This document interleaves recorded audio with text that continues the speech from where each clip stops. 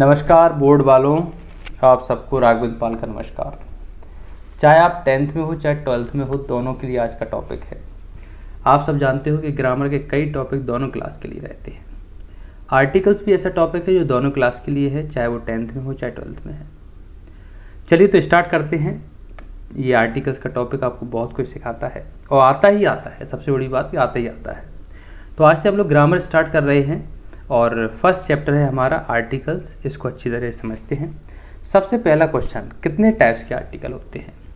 तो हम सबको पता है दो प्रकार के आर्टिकल होते हैं। एक होता है इंडेफिनिट आर्टिकल जिसमें ए और एन आता है, वहीं पे एक होता है डेफिनेट आर्टिकल जिसमें द आता है। अब इंडेफिनिट यानी कि नाम से ही पता चल रहा है जो निश्चित ना हो, या तो ए या एन, कभी ए तो कभी एन, निश्चित नहीं है। लेकिन डेफिनेट एक सिंगल राजा, यही शहंशाह है, तो यानी कि डेफिनेट आर्टिकल है। क्लियर हो चुका होगा। सबसे पहले इंडेफिनेट आर्टिकल पढ़ना शुरू करते हैं। देखिए साहब, इंडेफिनेट आर्टिकल के लिए हमारे पास फॉर्मूला है। फॉर्मूला क्या है? आ से लेके आ तक। देखो यहाँ पे पहले मैं सिखाता हूँ आपको कि आ से लेके आ तक अगर साउंड जा रहा है, यानी बॉबल साउंड जा रहा है, तो एन का प्रयोग किया जाता है। का से लेके अगर ज्ञा तक साउंड जा रहा है तो ए का प्रयोग किया जाता है। ये हमारा एक फॉर्मूला है, ठीक है। जैसे मान लीजिए क्वेश्चन आया, आई हैव डैश आइडिया। अब यहाँ पे हमने देखा डैश के बाद आइडिया लिखा है। आइडिया में पहला जो अक्षर है वो आ है। आ इन दोनों के बीच में आता है, इसलिए आंसर एन होगा। I have an idea. लेकिन यहीं पर अगर मैं बोल दूँ ही इज़ डैश बॉय, तो हमने देखा डैश के बाद बॉय और इसमें जो फर्स्ट साउंड जा रहा है वो वा का जा रहा है। तो का से लेके ज्ञा तक यानी कि कॉन्सोनेंट का साउंड है, तो इसमें आंसर ए होगा, राइट। अगर मैंने बोला आई हैव डैश वाटर, अब यहाँ पे अगर हम ध्यान से देखें तो वाटर अनकाउंटेबल है, इसलिए इसमें नो आर्टिकल होगा। एन ए मतलब नो आर्टिकल, है ना। तो हमें एक चीज़ समझ में आती है कि डैश के बाद हम देखेंगे क्या है। जैसे मैंने बोला question number 4, I have dash chair. अब यहाँ पे चेयर में हमने देखा एक है, काउंटेबल है, तो ए और एन लग सकता है। चा यानी कि साउंड कॉन्सोनेंट का जा रहा है, इसलिए ए आंसर हो जाएगा। क्लियर। अब हम आगे बढ़ते हैं, कुछ कन्फ्यूजिंग वर्ड्स देख लेते हैं। जैसे ऑनेस्ट, तो इसमें हम लोग एच को देखते हैं। ऐसा नहीं है, जो सही से पढ़ लेता है उसको कभी कोई दिक्कत ही नहीं आने वाली। इसको पढ़ा क्या जाता है? इसको पढ़ा तो ऑनेस्ट जाता है ना।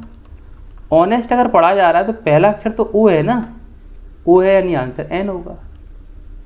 यहीं पे एच साइलेंट है तो इसका आवर आपने सुना होगा, यानी कि आ, तो आंसर क्या होगा? एन आंसर होगा। ऑनरेबल एच साइलेंट है, आंसर क्या होगा? एन आंसर होगा, है ना। अम्ब्रेला पहला अक्षर आ है, आंसर क्या होगा? एन, क्योंकि सारे बॉबल साउंड है।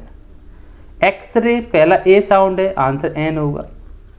एस आई पहला ए साउंड है, आंसर एन होगा, है ना।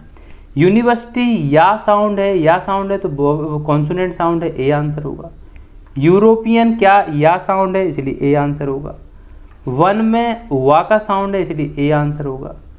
यूनियन में या का साउंड है, इसलिए ए आंसर होगा। पीओ में पा का साउंड है, इसलिए ए आंसर होगा।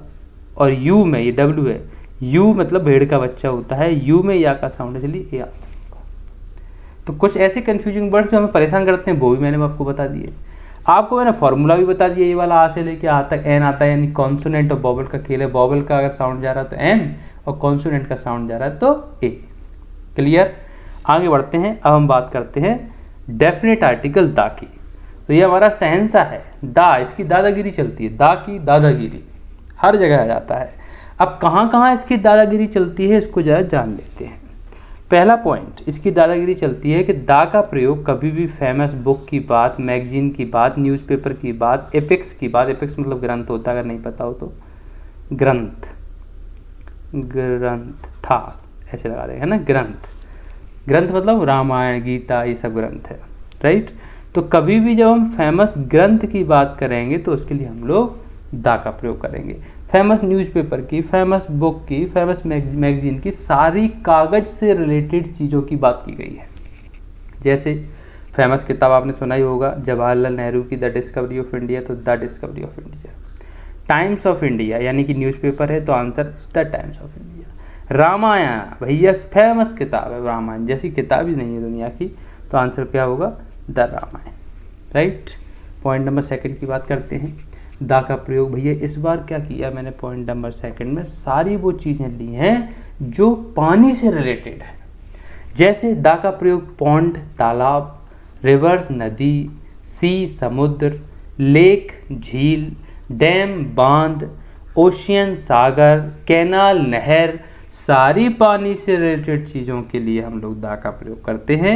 जैसे दुनिया की सबसे बड़ी नदी नील, जिसको हम लोग नाइल बोलते हैं। अमेजन सबसे चौड़ी नदी। पनामा कैनाल नाम सुना ही होगा, नहर है। सुएज कैनाल नहर है। और इंडियन ओशन यानी हिंद महासागर, ऐसे बहुत सारे एग्जाम्पल हो सकते हैं। पानी से फेमस जितने भी चीज़ें हैं उनके लिए हम लोग दा का प्रयोग करते हैं। आगे बढ़ते हैं, पॉइंट नंबर थर्ड की बात कर रहे हैं। दा is use for famous buildings, monuments and mountains. दा का प्रयोग फेमस बिल्डिंग के लिए, मोनूमेंट्स के लिए, माउंटेन्स के लिए किया जाता है। अब आप कहोगे फेमस बिल्डिंग्स क्या होता है भैया, फेमस बिल्डिंग्स यानी इमारतें, जितनी भी इमारतें हैं उनके लिए दा लगाएंगे। मोनूमेंट्स स्मारक, जितने भी स्मारक हैं दा लगाएंगे। माउंटेन्स पर्वत, जितने भी पर्वत हैं दा लगाएंगे। जैसे गोल्डन टेम्पल यानी कि फेमस, आपने नाम सुना ही होगा अमृतसर का गोल्डन टेम्पल, फेमस है तो दा लगा दिया। दा जामा मस्जिद, दा लगाना पड़ेगा, नहीं लगा पाया तो मैं लगा देता हूँ, गलती हो गई भैया, फेमस है दा लगाना पड़ेगा। दा ताजमहल लगाना पड़ेगा, दा चार मीनार लगाना पड़ेगा, जहाँ नहीं लगा लगाना पड़ेगा, है ना। फेमस चीज़ों के लिए दा का प्रयोग करते हैं। पॉइंट नंबर 4 क्या रह रहा है, पॉइंट नंबर 4 कह रहा है जितने भी म्यूजिकल इंस्ट्रूमेंट्स हैं, बजाने वाली चीज़ें, किसी को फ्लूट पसंद, किसी को गिटार पसंद, किसी को हारमोनियम तो किसी को ड्रम पसंद है, जितनी भी चीज़ें बजाने वाली हैं उनके लिए दा का प्रयोग किया जाएगा, ध्यान रखना है। ओके, आगे बढ़ते हैं, क्वेश्चन नंबर मतलब पॉइंट नंबर 5 की बात करते हैं। दा का प्रयोग पता है आपको डायरेक्शंस और सेलेसियल बॉडीज के लिए करते हैं।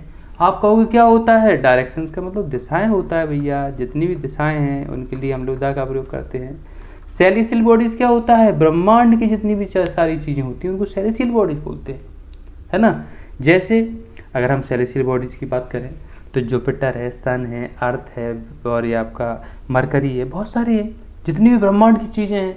डायरेक्शन से नहीं, दिशा है, चाहे वो ईस्ट हो, चाहे वेस्ट हो, चाहे नॉर्थ हो, चाहे साउथ हो, सन हो, जुपिटर हो, सैटर्न हो, मून हो, कुछ भी हो, उन सब के लिए दा का प्रयोग किया जाएगा। समझ में आ चुका होगा।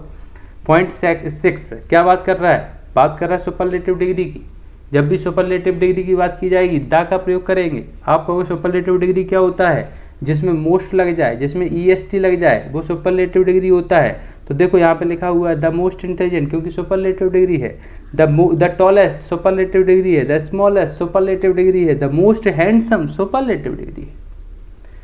अंडरस्टूड। आगे बढ़ते हैं, पॉइंट नंबर 7 भैया ये बात कर रहा है कि डेट के नाम के पहले हमेशा दा का प्रयोग होगा, लेकिन वो डेट शब्दों में यानी वर्ड्स में होना चाहिए। जैसे the 2 May, the 1 April, the 3 March words में है। वहीं पर अगर मैं 1 अप्रैल इस तरह से लिख दूं, यानी कि ये फर्स्ट वाला जो है वो मतलब नंबर में लिख दूं, तो दा का प्रयोग कभी नहीं होगा। वर्ड्स में होगा तो दा का प्रयोग होगा। आगे बढ़ते हैं, क्वेश्चन नंबर यानी कि पॉइंट नंबर 8 की बात करते हैं। दा का प्रयोग उस नाउन के साथ होता है जो ट्वाइस आ जाए। ट्वाइस का मतलब क्या होता है, 2 बार आ जाए, किसी सेंटेंस में 2 बार आ जाए, दा लगा देंगे, है ना। जैसे यहाँ पे आप देख रहे हो बुक यहाँ पे भी आया है, यहाँ पे भी आया, तो दूसरी बार दा लगा दिया। यहाँ पे बॉय यहाँ पे भी आया, यहाँ पे भी आया, दूसरी बार में दा लगा दिया। क्लियर हो चुका होगा। आगे बढ़ते हैं, पॉइंट नंबर 9 की बात करते हैं। जब भी किसी चीज़ को हाईलाइट करेंगे, फोकस करेंगे, दा का प्रयोग करेंगे। जैसे आई एड डैश एप्पल, एन लगाएंगे क्योंकि इसमें कोई फोकस नहीं किया गया। वहीं पे I ate dash apple which you gave me yesterday, मैंने वो एप्पल खाया जो आपने कल मुझे दिया था, यानी फोकस कर दिया कि वो एप्पल खाया जो आपने कल मुझे दिया था, इसलिए दा आएगा यहाँ पर। I ate the apple which you gave me yesterday. Clear हो चुका होगा। आगे बढ़ते हैं, अब हम थोड़ी सी प्रैक्टिस कर लेते हैं। Practice makes man perfect. 11 के 11 क्वेश्चन सही कर लीजिए मेरे साथ, आपको एकदम आर्टिकल्स क्लियर हो चुके होंगे। और अगर आप बोर्ड क्लास में हो तो राघवेंद्र पाल आपकी इंग्लिश की जिम्मेदारी ले रहा है। चलिए साहब, क्वेश्चन नंबर 1 कॉपर, और राघवेंद्र सर ज़्यादा याद आ रहे हैं। Copper is dash useful metal. हमने देखा यूजफुल, या का साउंड जा रहा है, आंसर ए होगा। He is dash honest, honest हम पढ़ के आए हैं, आंसर एन होगा। The children found dash egg in the nest, N answer होगा, है ना। क्यों, क्योंकि एग ए का साउंड जा रहा है, बॉबल का साउंड जा रहा है। Mohan looks as stupid as dash owl, an answer होगा, क्यों? क्योंकि बॉबल का साउंड जा रहा है। She is this dash untidy girl, an answer होगा क्योंकि बॉबल का साउंड जा रहा है।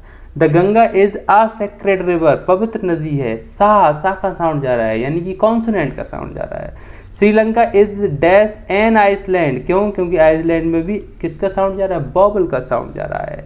I want to buy an X ray plant, X ray की में अगर हम बात करें तो ए यानी कि बॉबल का साउंड जा रहा है। It is dash unit of measurement, तो ए आंसर होगा क्योंकि यूनिट में या का साउंड जा रहा है। Mathematics is dash in easy subject, तो आंसर एन होगा क्योंकि इजी में ई का साउंड जा रहा है। वहीं पे बीए में बा का साउंड तो ए और एमए में ए का साउंड तो एन आंसर होगा, इसलिए फाइनल आंसर ए और एन हो जाएगा। अच्छी तरह से प्रैक्टिस हो गई कि नहीं? चिंता मत करो, प्रैक्टिस करो, बेस्ट करेंगे हम लोग, है ना। चैप्टर्स डाले जा रहे हैं, ग्रामर पढ़ाई जा रही है, everything we are doing well. Thank you very much, मिलता हूँ नेक्स्ट वीडियो में, धन्यवाद।